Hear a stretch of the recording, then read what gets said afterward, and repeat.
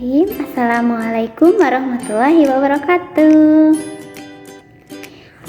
Hari ini hari pertama kita belajar DTA untuk mata pelajaran Tarikh Islam atau Sejarah Agama Islam.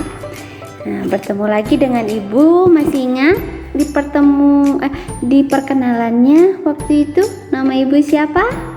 Ya, nama Ibu Widya. Hari ini kita akan belajar tentang sejarah agama Islam. Sebelum kita belajar, mari kita berdoa agar ilmu yang kita dapatkan bermanfaat. Ya, mari kita berdoa bersama-sama. Bismillahirrahmanirrahim. Rabbi zidni ilman warzuqni fahman. Amin. Masuk ke pembelajaran anak-anak.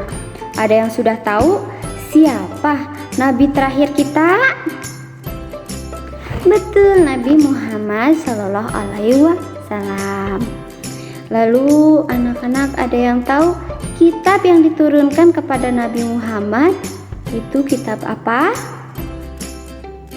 Ya, betul, kitab Al-Quran. Al-Quran yang sering anak-anak baca, yang sering anak hafalkan. Nah, itu diturunkan kepada Nabi Muhammad. Sekarang kira-kira bagaimana ya Al-Quran diturunkan pertama kali kepada Nabi Muhammad? Nah, untuk mengetahui sejarahnya, mari simak penjelasan dari Ibu.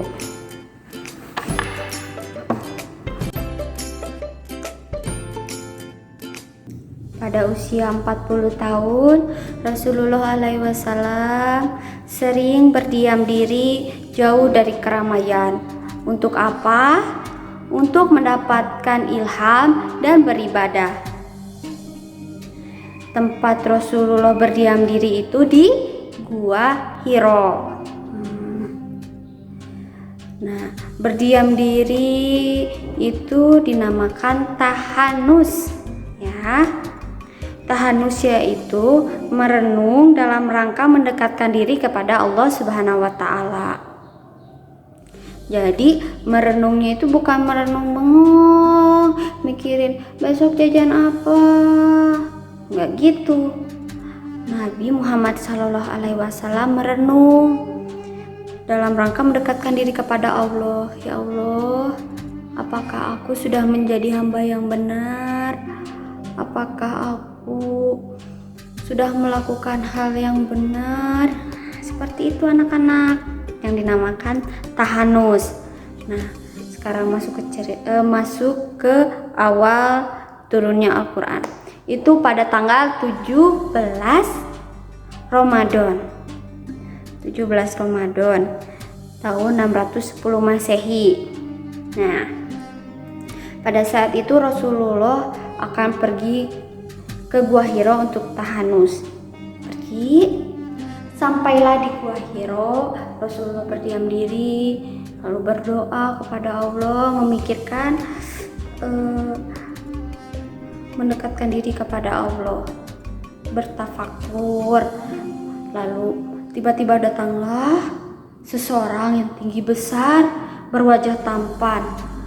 Karena saat itu Rasulullah sedang sendirian, Rasulullah ketakutan. Siapa itu? Lalu sosok tersebut menghampiri Rasulullah dan memeluknya. Namun Rasulullah tetap ketakutan. Sosok tersebut memeluk Rasulullah sambil berkata, "Bacalah." Rasulullah dengan ketakutan, "Aku tidak bisa membaca." Lalu sosok tersebut mengucapkan, "Bacalah." Rasulullah berkata lagi, "Aku tidak bisa membaca." Sampai 3 kali Rasulullah menjawab, "Apa yang harus aku baca?" Lalu sosok tersebut membaca, "Iqra bismi rabbikal ladzi khalaq, khalaqal insana min 'alaq, Iqra wa rabbukal akram, alladzi 'allama bil qalam, 'allamal insana ma lam ya'lam."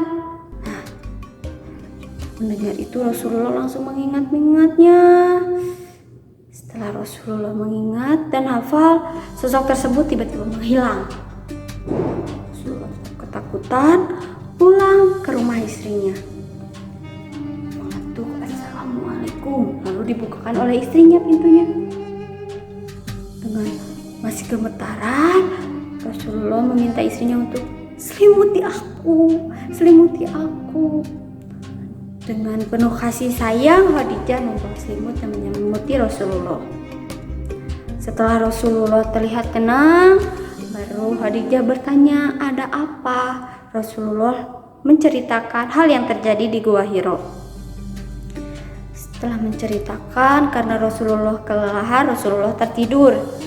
Ketika Rasulullah tertidur, Khadijah pergi untuk menemui anak dari pamannya yang bernama Waraqah bin Naufal. Lalu di sana Khadijah bercerita apa yang terjadi dengan Rasulullah. Lalu Waraqah bin Naufal berkata, itu merupakan sebuah tanda bahwa Nabi Muhammad telah diutus oleh Allah sebagai seorang nabi dan rasul. Mendengar itu, Khadijah langsung pulang ke rumah membawa kabar berita kepada Nabi Muhammad. Nah, begitu ceritanya. Mari kita ulangi lagi. Wahyu pertama diturunkan kepada Nabi Muhammad di Gua Hiro. Lalu ayat yang pertama dibacakan, tadi yang ibu bacakan itu merupakan surat Al-Alaq ayat 1 sampai 5. Itu merupakan ayat pertama yang diturunkan kepada Nabi Muhammad. 11 Ramadan merupakan tanggal pertamanya diturunkan Al-Quran. Ingat ya. Dan disebut juga malam Lailatul Qadar atau nuzul Al-Quran. Sampai jumpa lagi di pembelajaran selanjutnya. Mari kita ucapkan alhamdulillah bersama-sama. Alhamdulillahirabbil alamin. Wassalamualaikum warahmatullahi wabarakatuh.